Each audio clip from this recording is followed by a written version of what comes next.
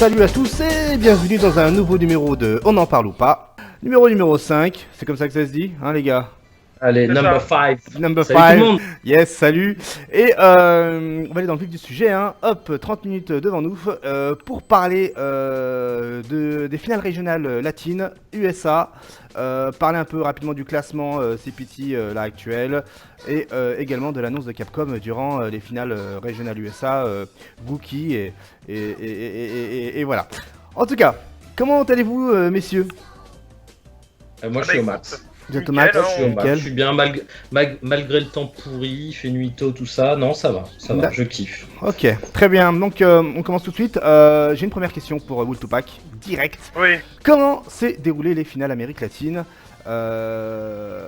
Pour commencer, comment c'était? Est-ce que tu as bien été accueilli? Est-ce que là-bas les cosplays sont max? Est-ce que les photographes également sont max? Dis-nous tout. Bah écoute, j'ai bien été accueilli, franchement, par le comment dire, le CM de Capcom là-bas, bah, du Brésil, quoi. Yep. Et bah, j'ai été pris en charge, hein, la chambre, l'avion, tout, nickel. Mhm. Et la veille du tournoi, j'ai vu là où ça se faisait. Franchement, c'était un endroit, c'était tranquille, c'était bien. Il y avait des places assises, il y avait une scène. T'as vu, ils ont fait une vidéo d'intro, machin et tout. Ouais. Ça, c'était vraiment nickel. Et non, franchement, même je sais pas pour vous ce que vous en avez vu sur le stream, si le stream il était bien, mais ils avaient le matos et tout, machin. Franchement, rien à dire. C'était bien fait. Ok, et au niveau du tournoi, bon, on a vu que malheureusement tu as perdu contre deux Karine à la suite. Ouais. Est-ce que t'aurais du mal contre Karine ou c'est le match-up qui est pas bon pour Laura contre Karine? Je pense que j'ai joué trop, comment dire, parce que j'ai revu mes matchs, Ouais. j'ai joué trop conservateur. Tu sais, j'ai pas pris de risque, j'ai pas envoyé de boule, j'ai pas poké, j'ai jamais chopé. Enfin, je crois que j'ai chopé une fois sur les deux matchs, sur les deux rencontres. Et en plus de ça, franchement, je pense que j'étais pas très en forme ce jour-là. Enfin, je sais pas, bon, je sais pas, pourtant je me suis couché tôt, machin, j'ai regardé les vidéos, machin. Et je pense que j'étais pas très en forme. Et en plus de ça, t'as Keoma et Mysterio, les deux Karine qui m'ont battu. Franchement, ils jouent super bien. Ils jouent super bien. Franchement, surtout Mysterio, j'ai trouvé Mysterio plus fort. Ouais. Et il m'avait déjà battu à un CPT quand j'étais en Colombie. Et comment dire, et Keoma, enfin les deux, ils m'ont dit que juste avant que j'arrive, ils ont regardé à mort mes matchs contre Pax en fait, D'accord. dans les différents tournois qu'on a fait. Et ils étaient mieux. T'sais, moi, je me suis plus, enfin, comment dire, calqué sur comment j'avais joué contre Justin Wong en fait. J'ai plus regardé les matchs qu'on avait fait, ce qui était bon dans le match-up, tout ça. Et en fait, eux, ils ont joué. Ah, on t'a perdu, mon petit Ouais. Tupac. Si tu peux répéter à partir de. Donc, En fait, eux, ils ont mieux joué. Ouais, non, ils ont mieux joué, et c'est des bons joueurs, non, ils sont très très forts. Franchement, Ok. rien à dire. D'accord. donc ouais, il t'avait stalké, il t'avait analysé de ouf, et en plus c'est des bons joueurs. Et toi, t'étais donc plus focus sur la Karine de Justin Wong et moins sur les leurs, quoi. Bah, j'ai regardé quand même leurs vidéos, et pour moi aujourd'hui, la meilleure Karine, c'est Justin Wong, et en fait, je me suis calqué sur comment jouer le match-up si tu veux dans l'attente, tu vois. Ouais, Et mais ça marche pas trop dans Street 5, non? c'est pas que ça marche pas, c'est que en fait contre Karine, si tu déjà 2-3 spots de crush counter, tu te prends gros pied crush counter, levé skill, t'es dans le corner vite fait bien fait, tu vois. Ouais, et puis c'est parti les Et- 50-50. Ouais, et en fait contre Keoma, en fait, il a tapé à des moments où je savais on savait tous les deux que j'étais en positif. Et moi j'ai tenté d'avancer, de choper, de faire des trucs, tu vois. Et lui il pokait direct, tu vois. Et il m'a et en fait c'est comme s'il savait tout ce que j'allais faire en fait. En fait, au moment où je devais avancer, à des moments où j'aurais sauté ou des trucs comme ça. Et tout simplement après le tournoi il m'a dit bah on a regardé à mort tes matchs. Non, bah ouais. Ils ont repéré 2-3 pattern que j'ai, Ouais. et ils ont maximisé là-dessus en fait. Et si tu regardes les matchs, bah les rounds, il y a un moment, il y a un truc qui va pas et je me fais tuer. Mais t'as pas été trop frustré du fait que par exemple Keoma appuie toute sa vie sur des boutons lorsque tu l'attaques? Franchement, ça m'a rendu ouf. Franchement, je te cache pas que pendant le match, dans ma tête, j'étais là, mais ils sont pas des couilles, mais ça me rendait fou. Parce que moi, quand j'étais derrière le stream, le mec, je le voyais, il appuyait toute sa vie sur des boutons quand tu l'attaquais. Quoi que tu fasses, que t'avais beau le conditionner ou quoi, il appuyait sur les boutons, quoi qu'il arrive. Non, mais j'ai été bête sur ça, j'aurais dû jouer... Hunter. Ok, il tape, bah je tape tout le temps et tout, et jamais de sa vie... Même quand il prenait des coups en hit, il tapait. Ouais, c'est ça. Ah, oui. Et mais sinon, en fait, non, il a juste... c'est comme s'il savait à quel moment j'allais taper, à quel moment je chopais, à quel moment je sautais, tout ça, et... Non, il a bien joué, il a fait ses devoirs. Il a fait ses devoirs, il a bien révisé les leçons. Et donc, donc t'as fini dans le top 8 alors? Ouais, j'ai battu la Laura chilienne là, et juste avant j'ai battu un Birdie Ryu, je crois. Ok. Ouais, c'est ça. Tu veux que je te donne le classement? Ouais, KX, s'il te plaît, les résultats des finales Amérique latine. Alors, premier c'est DR Ray, Dr. Ray. avec Dr. Ray avec Vega. Yep. Deuxième Kibrad avec sa Camille. Keoma, troisième avec Karine. Après, il y a Dark 817 avec Alex. Ouais. Voilà. Mysterio avec Karine, suivi de Crossover avec Mika Bison.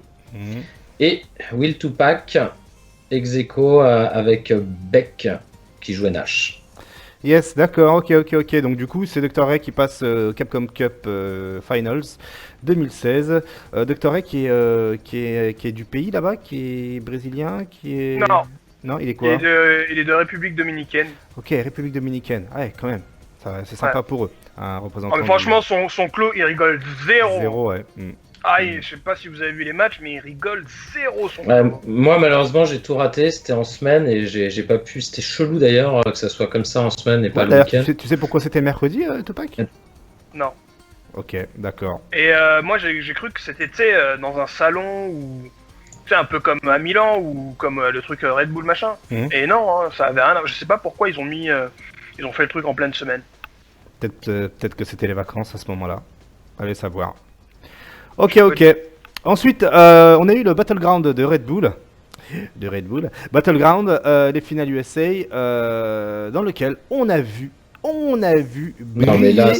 briller Knuckle-Du, le petit jeune là, avec sa Mika et son Guile. Mais avant d'aller dans le vif du sujet là-dessus, moi, la première chose qui m'a tiqué, c'est que dans ces finales régionales USA, on a eu, sur les 16 joueurs, on a eu 13 Américains. Ok. Ouais. Les deux qui se sont qualifiés la veille, ce sont Tokido et RB. RB qui d'ailleurs a été impérial. Et il y a eu John Takeshi qui lui s'était qualifié dans un autre tournoi américain qui a été financé grâce à Kappa pour pouvoir se déplacer lors de ce tournoi-là. Et donc voilà, maintenant vous avez remarqué que qu'il y a eu 13 joueurs américains sur les 16.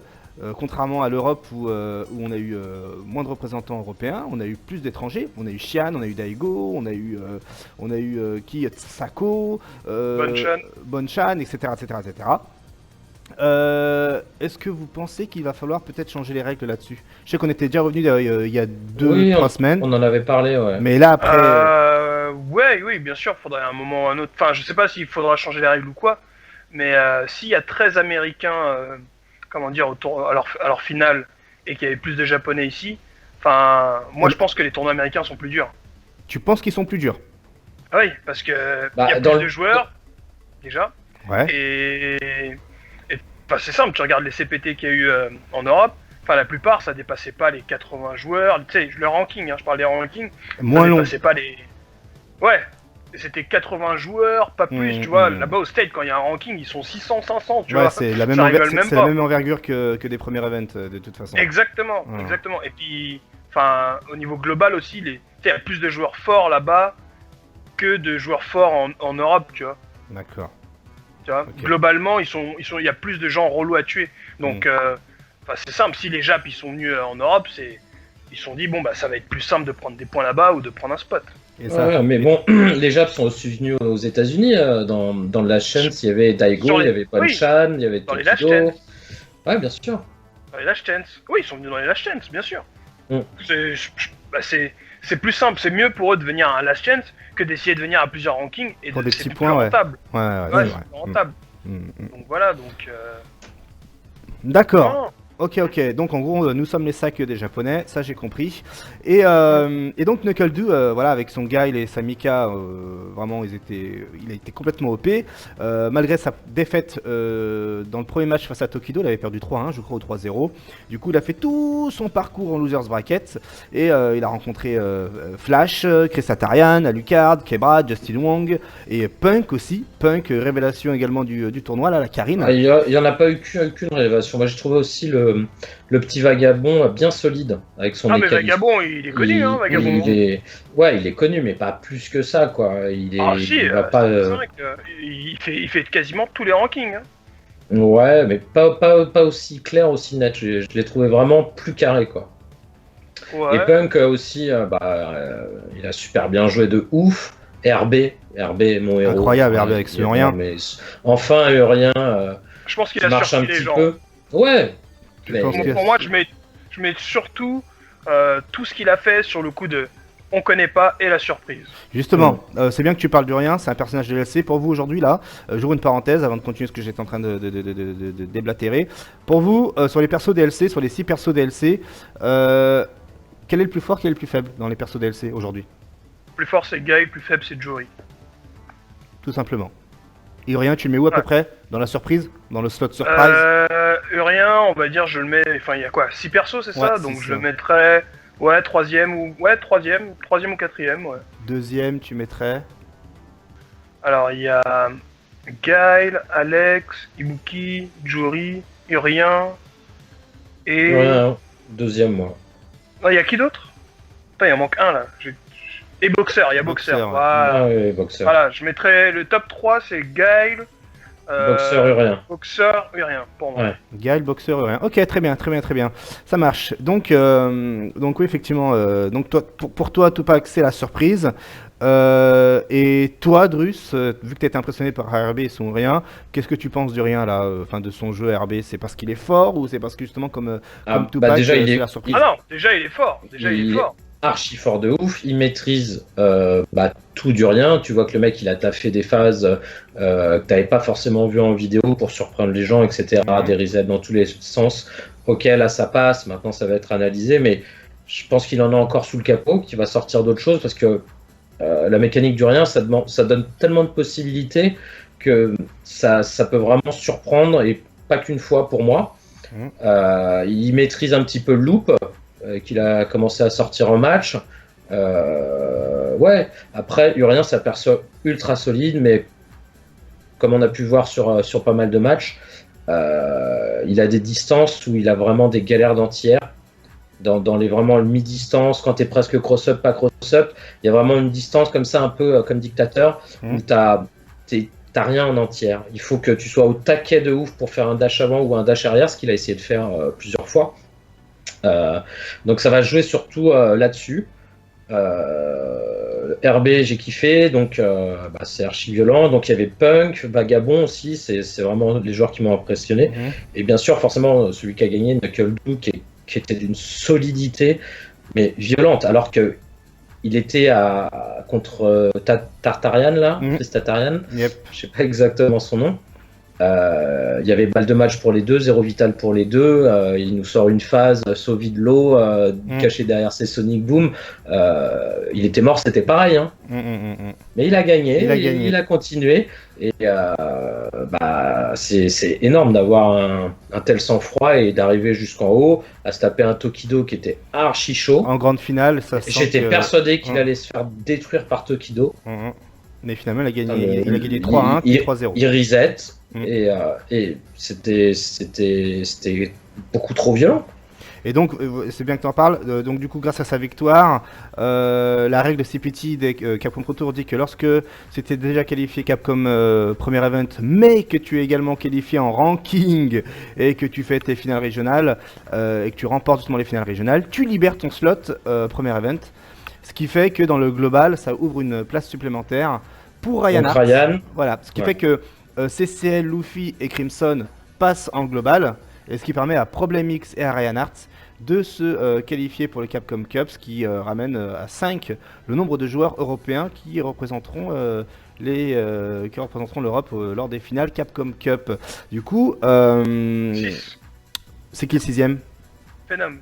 Ah, il y a Phenom, Oui. Phenom effectivement, ça Oui, fait bah oui. 6, bien joué, 6. J'avais oublié ce Phenom là, Phenom caché. D'ailleurs, Phenom, mention spéciale pour lui, les 5 shops spéciales sur Daigo, lors du dernier tournoi qu'il avait effectué.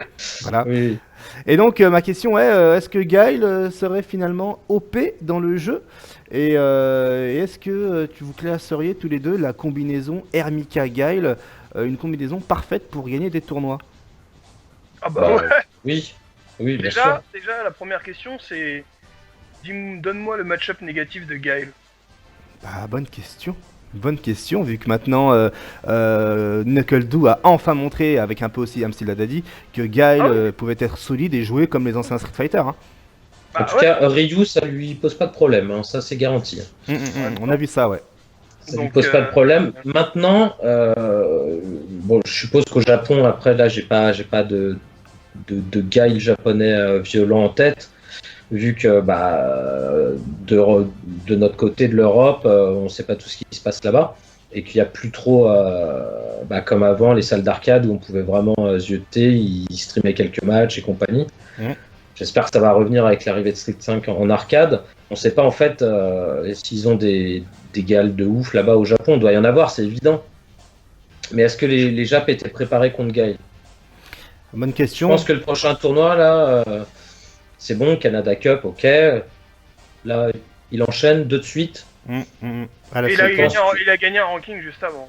Et il avait gagné un ranking. Donc là, tout l'œil de Sauron, tu vois, des Japonais, là, il est pointé sur Knuckle-Doo avec son Guile devant, en attendant la Capcom Cup et la Capcom Cup. Je pense que tous les Japs seront préparés à son Guile, quoi. Ouais, c'est... Ben, aujourd'hui, tu avais Luffy et CCL qui étaient justement avec Tokido et Mago sur le stream Topanga.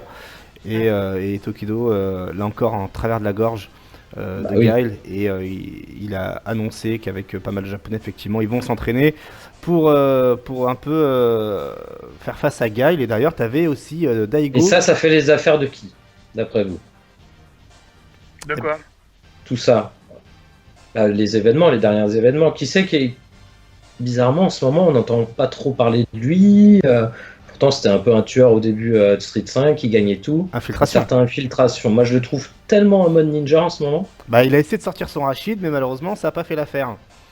Oh, et puis il a perdu les derniers tournois, tout ça. Moi, je suis sûr qu'il est en mode slow play. Ouais, la Capcom Cup. Peut-être, espérons pour lui, au moins qu'il nous fasse une belle surprise et qu'il nous sorte un perso du Schnaps lors des finales Capcom Cup et qui voilà, il nous montre clairement que voilà, il pourra faire la différence. En tout cas, ok, donc pour vous, Hermika Guile, c'est la combinaison parfaite. C'est une bonne combinaison. Ouais, c'est une très bonne combinaison. D'ailleurs, pour Parfaite, vous, je sais pas, mais... pour vous, quelle serait la combinaison parfaite justement de Street Fighter V pour pouvoir remporter facilement des tournois? Guile Chun-Li peut-être. Ouais, c'est ce que je pensais. C'est ce que j'allais dire. Je pense que là, on est dans l'optimité là. Ah ouais, là, c'est vrai. Ah, j'avais oublié. Guile Chun-Li. Ah ouais. Avec un Pocket Nekali, mon gars. Juste derrière, un Pocket Nekali. Ouais. T'es refait. Pas faux. Le Guile Chun-Li, il est bien vu. Parce que Chun-Li, franchement, c'est quoi son pire match-up? C'est Guile. C'est ça. Ouais. Ouais. Comme on a Moi, vu, je pense que c'est Guile son pire. À l'ancienne, tout simplement. Ok, intéressant. En tout cas, en parlant de personnages, le problème de Guile, c'est qu'il faut se le cogner, quoi. Son gameplay, son game plan. Non, mais si t'es habitué à jouer à un perso à charge, y a pas de mind game. Moi, je l'aurais joué si j'étais fort avec les persos à charge. C'est juste que je sais pas jouer les persos à charge. Tu sais que t'es un acharné. Tu sais que si tu décides. Ouais, mais c'est perso à charge. J'ai vraiment du mal avec les charges de Capcom. Avec les charges de Capcom, j'ai vraiment du mal. Tu fais pas les full combos quand t'as l'ouverture avec. Ouais, voilà. Blam, schlack, bam, bam. Ouais. Ça demande de la Non, rigueur un peu. Et d'ailleurs, moi je bosse un petit urien déjà depuis un petit moment et les vidéos d'RB m'ont bien aidé. Yes, et d'ailleurs, on va finir un peu ça sur Je me rien. posais la question, si ça peut aider les gens, j'en profite. J'ai testé ça tout à l'heure dans ses vidéos. Des fois, il est là, il fait avant MP, cancel, coup d'épaule.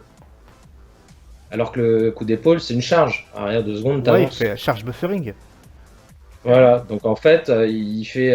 Tu as juste à P-Link de ton avant medium punch et tu P-Link en même temps que tu avances avec le petit pied. Ouais, c'est ça. C'est ça, Et c'est donc, ça. ça permet de le faire. Non, mais moi je savais pas, j'ai vu la vidéo, je fais, mais c'est pas possible, j'ai essayé, en fait c'est très simple. Voilà.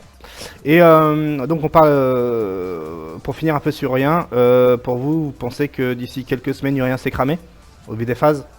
Ah, je pense pas que ce sera cramé. Pour moi, rien, c'est comme Mika en fait et Nadeshiko, tu vois.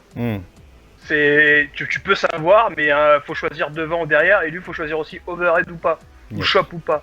Tu vois, donc ça reste quand même, relou. Il y a beaucoup de choix et dès qu'il a ses boucliers, là, ça peut te renverser le match. Mais le problème pour moi, violence. c'est que quand tu regardes tous les matchs de RB en Red Bull là, 70% de ses wins, c'est Aegis Reflector. Ouais, c'est sa puissance. Ouais, ouais, mais c'est 70% des wins. C'est quand même. Enfin, Mika, tu sais, t'as pas besoin de Nadeshiko pour te tuer, pour qu'elle te tue. Oui, bien sûr. Bah, ouais, il a un jeu de boules valable, mais pas exceptionnel. Il a des normaux qui vont quand même loin. Ils sont bons, c'est normaux quand même, ils sont bons. Sa boule, moi, sa boule, personnellement, je la trouve pas terrible. En fait, il a une faille sur les bas MK des autres.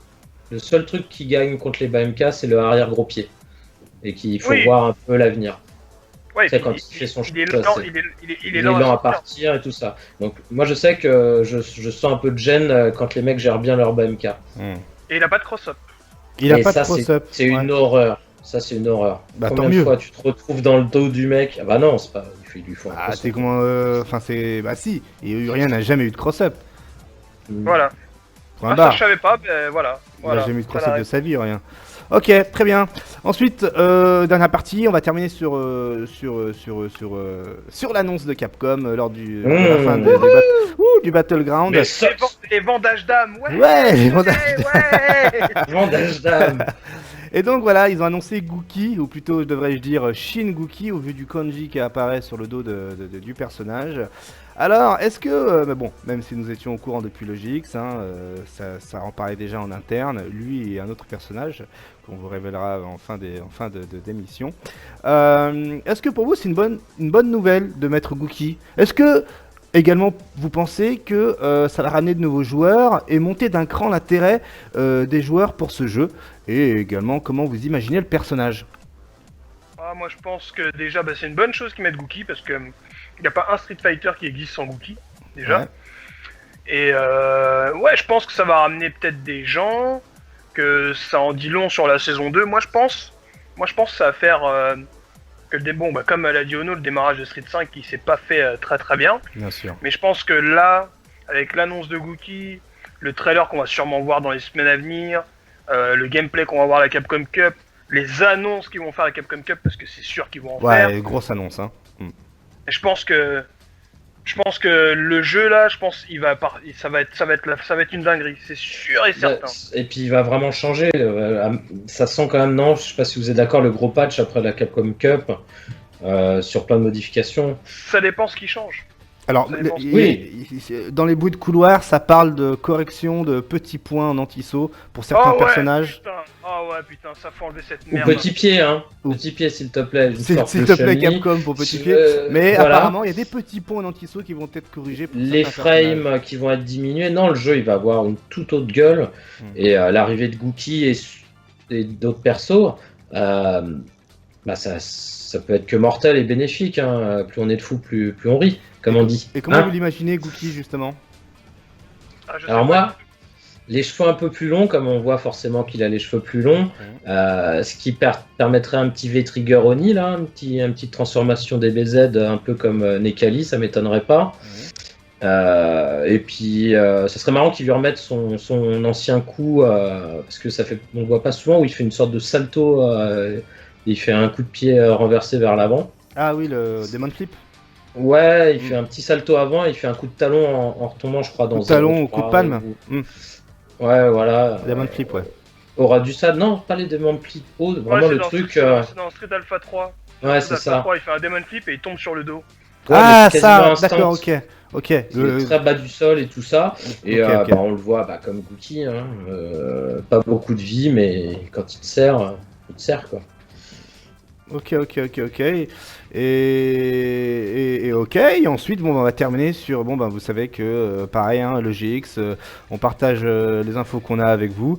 Et on a ouï dire que le deuxième personnage qui sera annoncé serait le borgne Sagat. Sagat serait le deuxième perso à être annoncé. C'est ce qu'on a entendu en bruit de couloir. Maintenant, Regardez, il est là. Maintenant, on va attendre de voir dans un mois pétante, dans quelques jours, là, le 3-4 décembre. C'est sûr. Voir ce qu'ils vont annoncer, sachant que également les modeurs ont trouvé le mode dojo avec Dan où tu auras des nouveaux défis, tu auras des nouveaux décors. Donc je pense que le nouveau décor en question c'est peut-être celui de Gookie qui est d'ailleurs le stage dans Street Fighter 4 avec le statut Old Temple. Old Temple. Mais vu le à l'extérieur. stage préféré de Tupac, ça. Ouais, le vrai stage. Donc voilà, et donc si c'est Sagat, là, est-ce que vous allez le jouer et est-ce que vous allez kiffer? Moi, ouais, je vais jouer un petit peu. J'ai toujours kiffé Sagat. Ils ont parlé du mode là, ça a l'air pas mal. Hein. Enfin, moi j'ai entendu des bruits de couloir, comme on dit. Et apparemment, il aurait pas de boule et seulement avec trigger. C'est ça, et la grille, enfin, et la cicatrice, tout ça. L'Angrisca en V-Skill, ça c'était un peu grillé. Mais s'il a un gameplay différent de ce qu'il a été de base, ouais, moi ça pourrait m'intéresser, faut voir. Ça peut être sympa, ouais. Au pire, s'il a la boule, ça serait sûrement en super, comme Dictateur. Connaît la torche en super, ça paraîtrait logique. Yes, ouais, moi, mon cœur va balancer entre Sagat et Urien. Et qu'il soit grand, gros, sinon c'est pas drôle. Et on va rester sur les prédictions. Vous imaginez quoi? Qui comme perso pour la saison 2? Quelle question. Viper, évidemment. Ok, d'accord. Excuse-moi, d'accord, très bien. Et toi, Driss? Ils vont nous remettre du classique. Il manque des classiques, il manque Honda. Ouais, ah non, mais ça, faut ça. Bah oui, mais il va arriver, c'est sûr. Il manque Blanca. Il va arriver, c'est sûr. Après, attends, un perso de coupe comme ça dans ce jeu. Blanca, Honda. Ou à ce moment-là, il y a plus peut-être un petit perso de 2X, un petit Felong, tu vois, des petits trucs comme ça, un petit T-Hawk, parce que là, ça manque cruellement de chopper. Alex et Zangief. Quoi là? Pas mal, ouais. Laura, Mika, Zangief, Alex. Moi, je considère pas.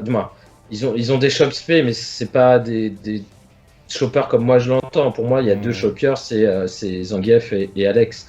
Il y a tellement d'autres outils, d'autres choses avec Mika, des mix-up. Ouais, elle a une shop, il y a pas de souci. On a plusieurs. Et pareil, Laura, c'est pas vraiment des shoppers, quoi. Mika, c'est du catch. Ouais, Mika, il y a trop de choses. Ouais, il y a trop de choses, il y a trop de tools. D'accord, très bien. Ok, bon bah ça fait pile poil 30 minutes. Merci messieurs, on se retrouve la semaine prochaine. Sachant que normalement, maintenant ce soir, là où on enregistre les choses, Ken Bogard va débuter son émission pour nous parler de la KQ Top et des joueurs qui sont, et de la liste des joueurs, tout ça. Évidemment, je connais la liste des joueurs, je n'ai pas le droit d'en parler avant l'heure. Non, je voulais savoir. Mince Tupac, mais nous te souhaitons bonne chance quand même pour la KQ Top. Le stage de Rachid, vous l'avez vu en vrai ou... il est dégueulasse. Il est dégueulasse. Est-ce qu'on vomit? Est-ce qu'on vomit? Ouais. Il est pas dégueulasse. En fait, il est très beau le stage. Mais il donne un bonus. Mais c'est injouable. Mais c'est sûr. Non mais ça fait ça, tu vois ça, le stage il est comme ça, après ça fait ça fait ça. Et t'as envie de gerber? Ouais, moi franchement, il me donne un bonus. J'ai joué une fois hier, j'ai failli vomir, je pouvais plus, j'ai arrêté la console, j'étais pas bien. Pareil, ouais, carrément. Et il faudra pouvoir retirer des stages de la roulette aussi, faudra appeler Capcom qu'on se tape pas le stage de la plage à chaque fois et que ça relance. C'est le premier truc que Capcom doit faire pour la saison 2. C'est Press Start des deux côtés. Oui, Déjà. Yep. C'est le premier truc.